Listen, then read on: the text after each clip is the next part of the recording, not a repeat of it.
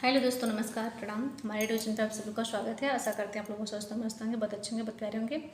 और हम सुनाए जा रहे हैं आप लोग को बहुत सुंदर, बहुत ही प्यारी, बहुत ही दर्द भरी भाई बहन का रक्षाबंधन गीत है। और इस गीत को आप लोग जरूर सुनिएगा फुल बाज करके, क्योंकि जब तक फुल बाज नहीं करेंगे आप लोग को समझ में नहीं आएगा। बहुत ही सुंदर गीत का भाव है, तो आप लोग जरूर सुनिएगा। लाइक सब्सक्राइब शेयर नहीं किए तो जरूर करिएगा, और हमारे चैनल से एक बार आप लोग जरूर जुड़िएगा। अंगना में बैठी बहिनिया खिड़की जानी, देखे खिड़की आनी, देख हो सखिया के नाली ही हमारो खबरिया नैहर बिना माई के, नैहर बिना माई के हो।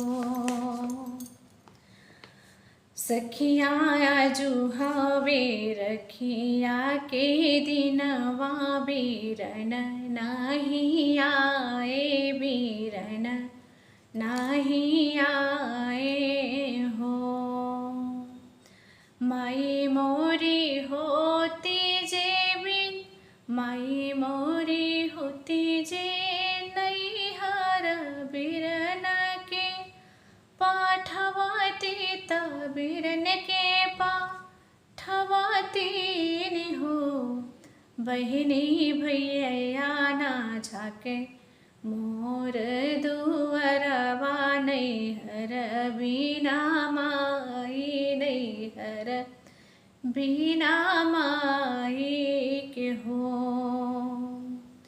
माई मोर होती जे नैहरवा तबिरन के, पठवाती तबहिनी के, तबिरन के पाठवाती न हो। बहिनी भैया ना झाके मोर दुअरवा, नैहर बिना माई के, नैहर बिना माई के हो। रामा के नाली ही हमारी खबरिया बै, रामा की नाली है हमारी खबरिया, बहनिया बैठी रोवे, बहनिया बैठी रोवई हो। अचरानी पोछेलिया सुइया दुअरवानी, झाके दुअरवानी झाके हो। रामा दौड़त आवे लावे टौआ, माई से आरज करे, माई से आरज करे हो। माया सब कर मामा दुअरवा, हमार मामा नहीं आए हो। माया सब कर मामा आए दुअरवा, हमार मामा नहीं आए हो। इतनी बचन जठनी सुननी, बिरही बोलिया बोले, बिरही बोलिया बोले निहो। छोटी कवन करम ऐसन कैलू, बीरन नाही पूछे, बीरन नाही पूछन हो। छोटी आज हवे रखिया के दिनवा तक के, राखी बनबू तक कर, राखी बनबू हो। इतनी बाचन सोने छोटी तजठनी सामा झावे, तजठनी सामा झावे हो। जी जी जो नैहर माई नाही होली, नैहर छूटी जाला नैहर छूटी जाला।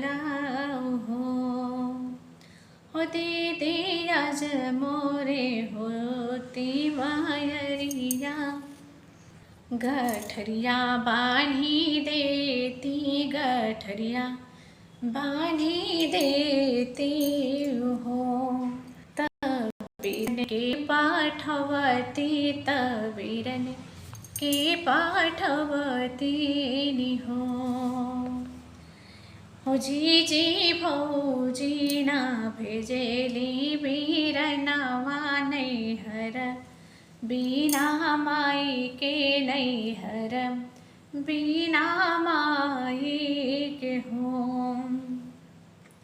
हो जी तड़पेला हमरो परनवा, मैं के राखी बनबो, मैं के राखी बनबो हो। हो जी प्रीत के बीरन बिसरवले, बहनिया भूल गईले, बहनिया भूल गईले निहो।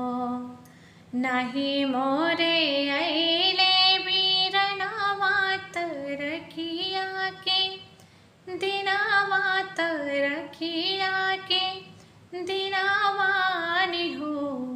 जी सुन हुई है ओन कर कालैया, बहनिया के रहते, बहनिया के रहते निहो। जी सुन हुई है ओन कर कालैया, बहनिया के रहते, बहनिया के रहते निहो।